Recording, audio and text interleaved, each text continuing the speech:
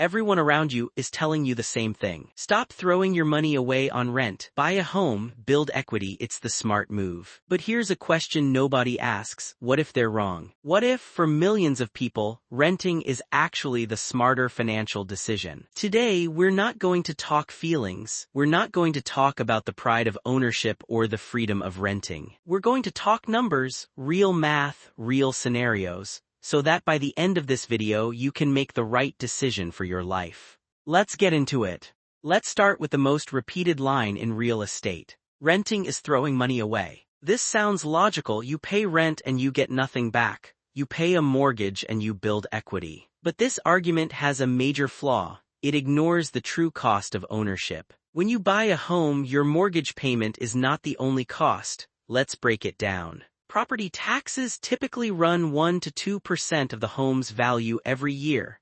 Home insurance adds another $1,000 to $3,000 per year. Maintenance and repairs alone should be budgeted at 1% of the home value annually. HOA fees in many communities range from $200 to $500 per month. And in the early years of your mortgage, most of your payment goes to interest, not equity. So, if you buy a $400,000 home, your true annual cost of ownership before you build a single dollar of equity could easily be $25,000 to $35,000 per year. The money isn't disappearing when you rent. It's paying for a place to live, just like a homeowner paying interest, taxes, and repairs. The real question is not whether you are throwing money away. The real question is which option builds more wealth over time.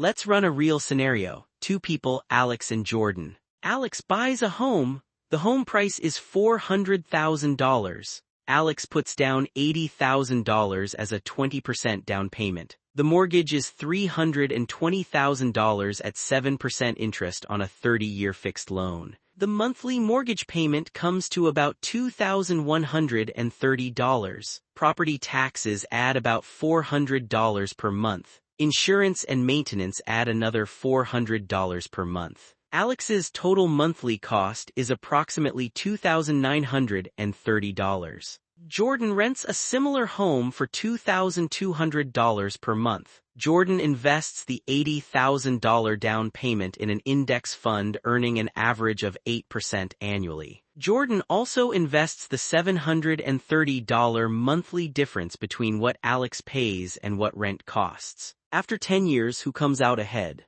Alex's home, assuming 4% annual appreciation, is now worth approximately $592,000. Alex has paid down roughly $45,000 in principal. So Alex's equity is around $257,000 after subtracting the remaining mortgage balance. But Alex also paid over $160,000 in interest, taxes, insurance, and maintenance during those 10 years. Jordan's $80,000 investment at 8% annual return is now worth $172,000. Jordan's monthly investments of $730 over 10 years at the same 8% return have grown to approximately $134,000. Jordan's total investment portfolio is around $306,000. And Jordan has zero debt, no maintenance calls at midnight, full flexibility to move. In this scenario, Jordan comes out ahead. Now, does this mean renting always wins? Absolutely not.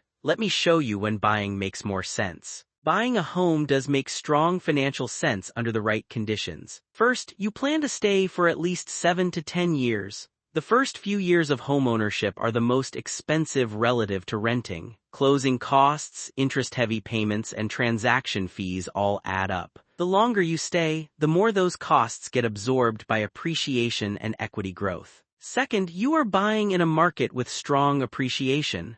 Not all real estate markets are equal. Some cities consistently see 5 to 7% annual home appreciation. Others are flat for a decade. Knowing your local market is critical. Third, your mortgage payment is close to or less than rent. In some cities and suburbs, you can find a mortgage with a similar monthly cost to renting. In that scenario, you are building equity at little to no extra cost. That is a powerful wealth-building tool. Fourth, you have a stable income and emergency fund. Homeownership introduces financial risk. Unexpected repairs, job loss, and market downturns can all become problems. If you do not have 3 to 6 months of expenses saved in addition to your down payment, buying can turn into a financial trap quickly. The math does not work if you are forced to sell at the wrong time. Here are 3 factors that almost nobody factors into the rent versus buy decision. The first is opportunity cost. Every dollar in your down payment is a dollar that cannot be invested elsewhere. A $100,000 down payment invested at 8% annually for 30 years becomes over $1 million. That is the invisible price of homeownership that nobody talks about. The second is the price-to-rent ratio. Divide the home price by the annual rent for a similar property. If the ratio is below 15, buying likely makes more financial sense. If the ratio is between 16 and 20, it depends on your situation. If the ratio is above 20, renting is often the smarter financial choice. In major cities like New York, San Francisco, or London, price-to-rent ratios are often 25 to 40. The math strongly favors renting. The third is inflation and rent lock. When you lock in a fixed-rate mortgage, your principal and interest payment never changes. In an inflationary environment, your mortgage becomes relatively cheaper over time while rents typically rise. This is a genuine long-term advantage of buying, but it only materializes if you stay in the home. So should you rent or buy? Here is the honest answer. There is no universal right answer. It depends on your math, not anyone else's. Ask yourself these 3 questions. How long do I plan to stay in this location? If the answer is under 5 years, renting almost always wins. What is the price-to-rent ratio in my market? If the answer is above 20, renting deserves serious consideration. What would I do with the down payment if I did not buy? If the answer is spend it, buying may force better saving habits. If the answer is invest it, the math becomes much more competitive. The goal is not to own a home. The goal is to build wealth and financial security. For some of you, that path runs through homeownership.